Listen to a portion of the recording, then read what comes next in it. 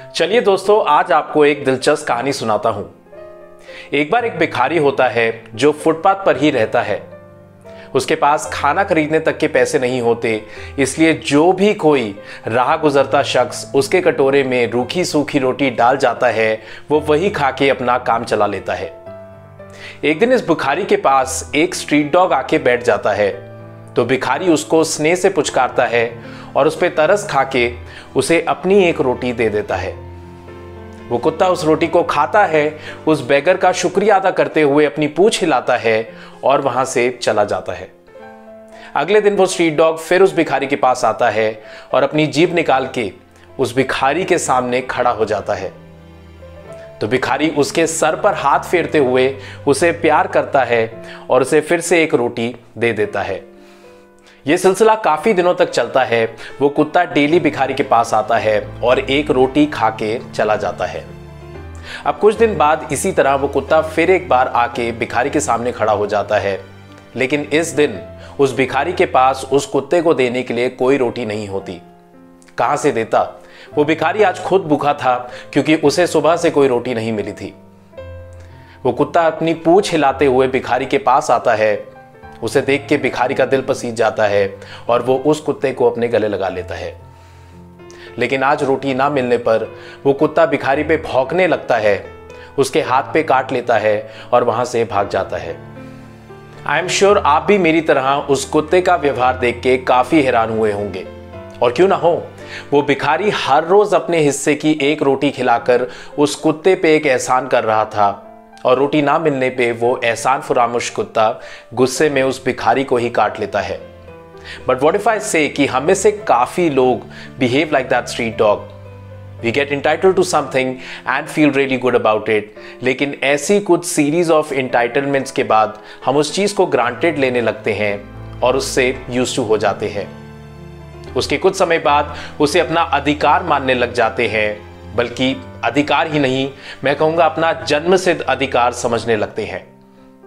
इसी बात से मुझे अपनी नौकरी के शुरुआती दिनों से रिलेटेड एक मजेदार किस्सा याद आता है।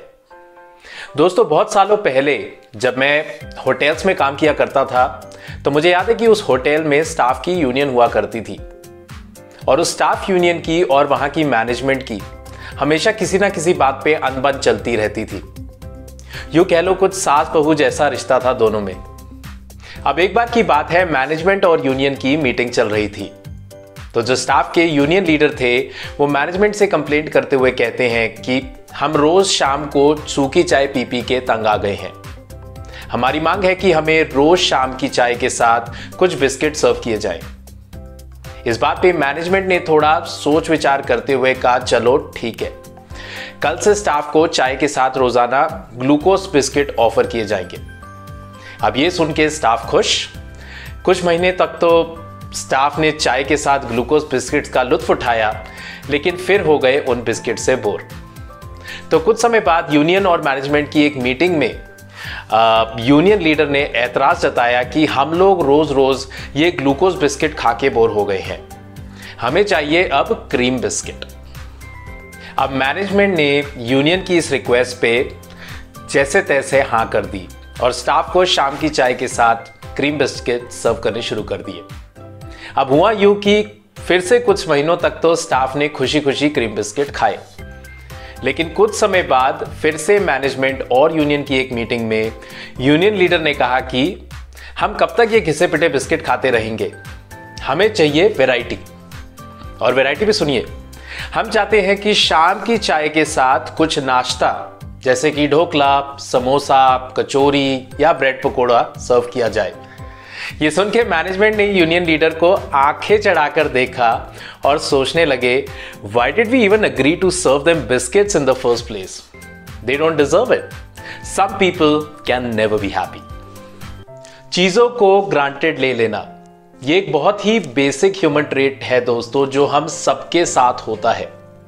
अक्सर जब एक चीज बार बार एक कंसिस्टेंट रूप से मिलने लगती है, तो शुरू में तो हम बहुत ही मेहरबान होते हैं, हमें बहुत अच्छा लगता है, लेकिन उसके कुछ समय के बाद में वो हमारे लिए एक नॉर्मल चीज बन जाती है, हम उसे ग्रांटेड लेने लगते हैं।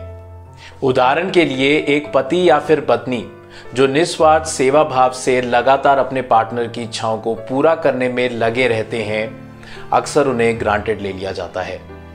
वो पेरेंट्स जो अपने बच्चों की हर छोटी से बड़ी डिमांड बिना कोई एतराज जताए पूरी करते रहते हैं, उनके बच्चे अक्सर उन्हें ग्रांटेड ले लेते हैं।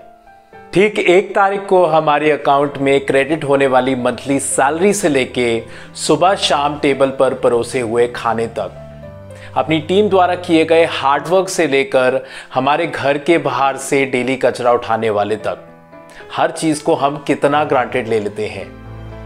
पर instead of taking things for granted, try to be more granting. Practicing gratitude is a great way to remind yourself of the little things that you're grateful for.